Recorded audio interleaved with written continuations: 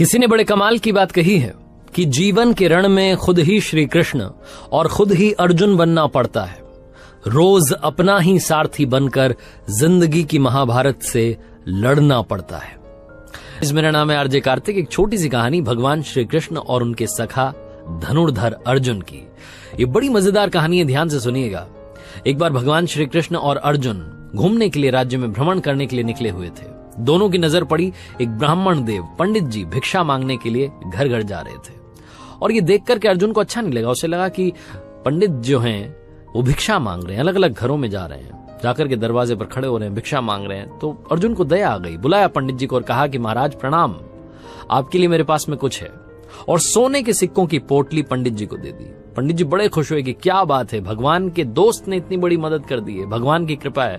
भगवान को प्रणाम किया, अर्जुन को प्रणाम किया और उसके बाद में चल पड़े अपनी झोपड़ी की तरफ। खुश थे, बहुत खुश थे, सोच रहे थे कि क्या बात है, जिंदगी बदल गई है, बहुत सारी खुशियां मेरी लाइफ में आ जाएंगी, इतने सारे सोने के सिक्के। लेकिन पंडित जी का दुर्भाग्य देखिए कि रास्ते में एक लुटेरा मिला और उसने वो सोने के सिक्कों की पोटली लूट ली।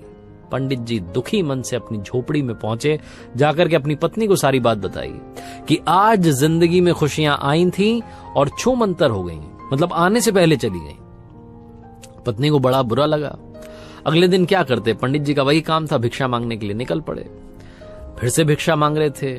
फिर से भगवान श्री कृष्ण और उनके दोस्त अर्जुन घूमने के लिए निकले हुए थे। उन्होंने देखा कि पंडित जी तो आज भी भिक्षा मांग रहे हैं। तो ब्राह्मण देव को बुलाया और कहा कि ब्राह्मण देव नमस्कार, क्या हुआ, आपको तो मैंने सोने के सिक्कों की पोटली दी थी, वो पोटली का क्या हुआ, आप तो फिर से भिक्षा मांगने आ गए।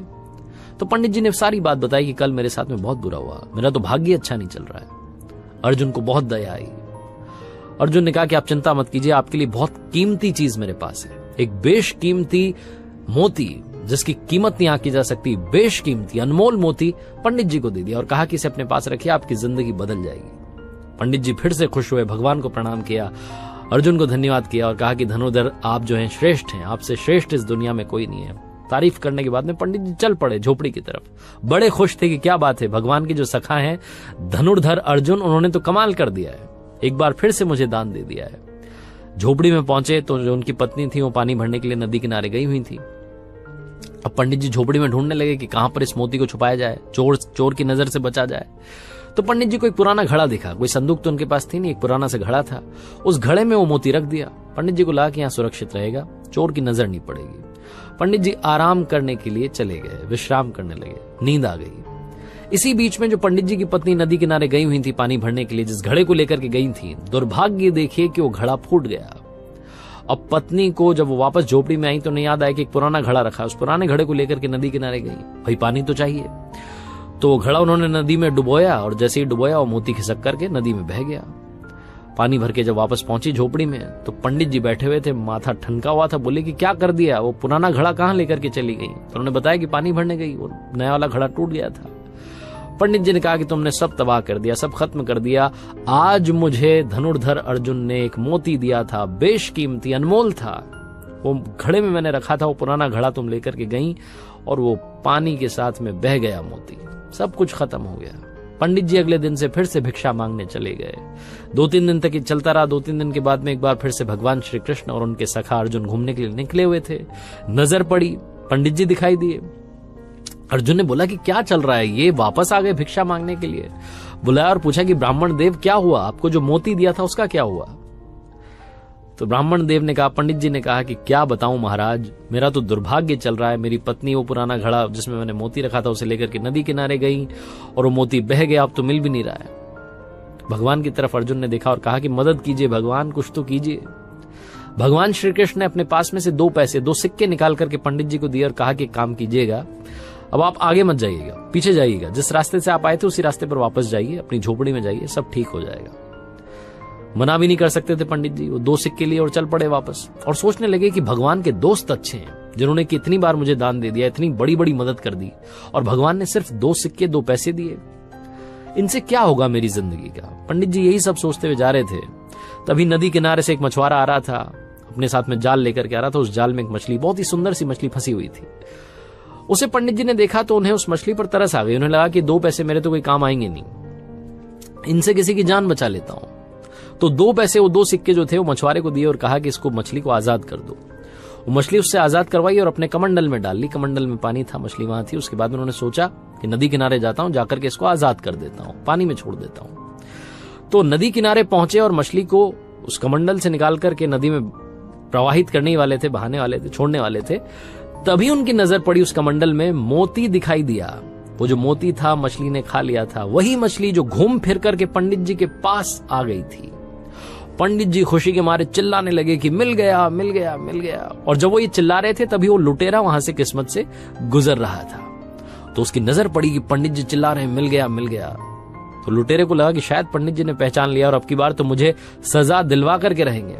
लुटेरा दौड़ करके आया, पंडित जी के चरणों में गिर गया और कहा कि महाराज मुझे माफ कीजिए, ये सोने के सिक्के आप रखिए, सारी पोटली आप रखिए, बस मुझे माफ कीजिए, मुझे सजा मत दिलवाना।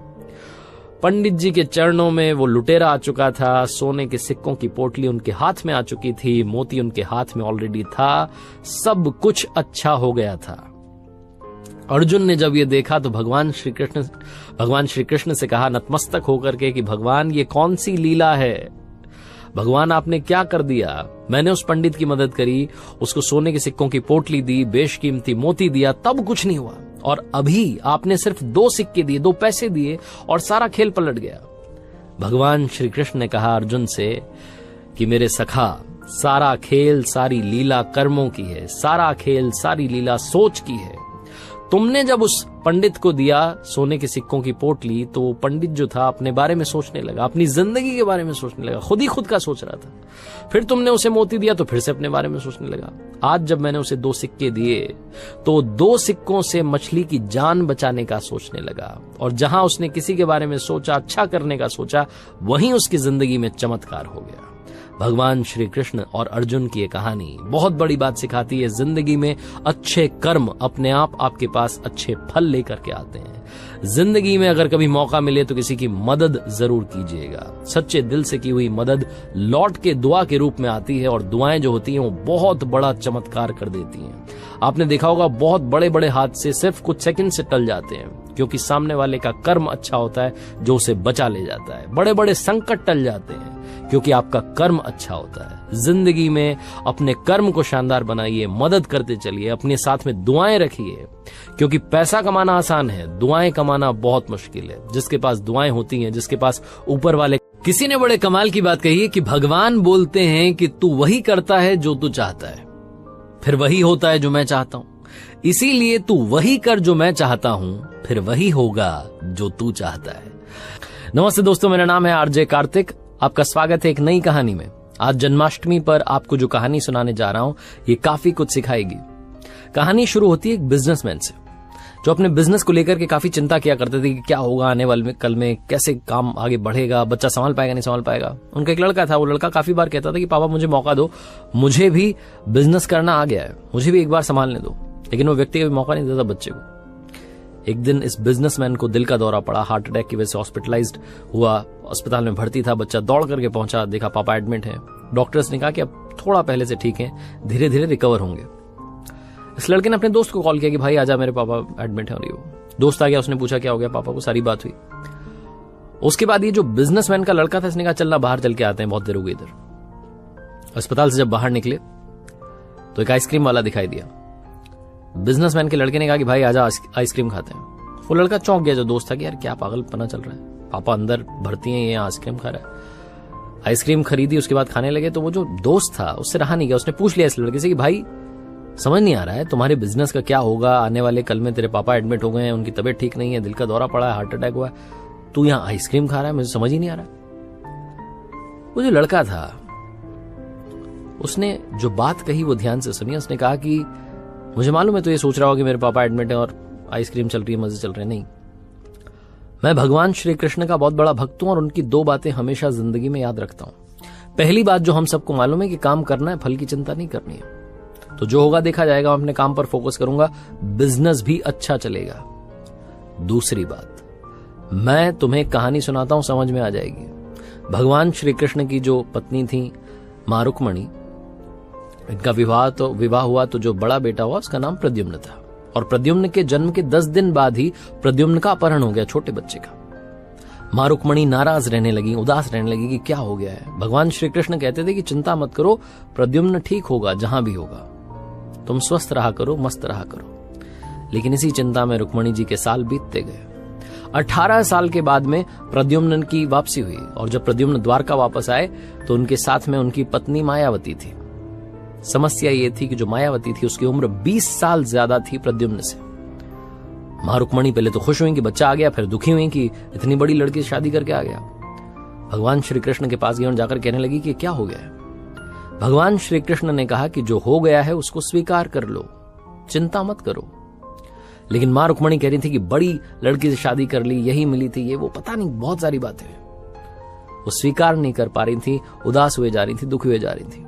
1 साल 2 साल समय बीत रहा था, लेकिन अंदर ही अंदर वो बात उनको कचोटती रही। 8 साल के बाद में रुक्मणी जी ने स्वीकार कर लिया कि प्रद्युम्न ने जो शादी करी वो ठीक है, ज्यादा चिंता करने की जरूरत नहीं है। उस शादी को उन्होंने स्वीकार कर लिया। एक तरीके से अपनी जिंदगी के 26 साल उन्होंने उदासी में बिता दिए। ये कहानी खत्म करते हुए लड़का बोला कि भाई, मैंने भी जिंदगी में स्वीकार करना सीख लिया है, क्योंकि भगवान श्री कृष्ण कहते हैं कि जो हो रहा है उसको स्वीकार कर लो, जिंदगी अपने आप सहज हो जाएगी। छोटी सी कहानी जो 2 बड़ी बातें सिखाती है, और यही बातें मैं आप तक पहुंचाना चाहता था कि जिंदगी में जो हो रहा है, life goes on, so just keep going. जिंदगी चलती चली जाती है, आप भी चलते रहिए। जो होगा अच्छा होगा, अच्छे के लिए होगा।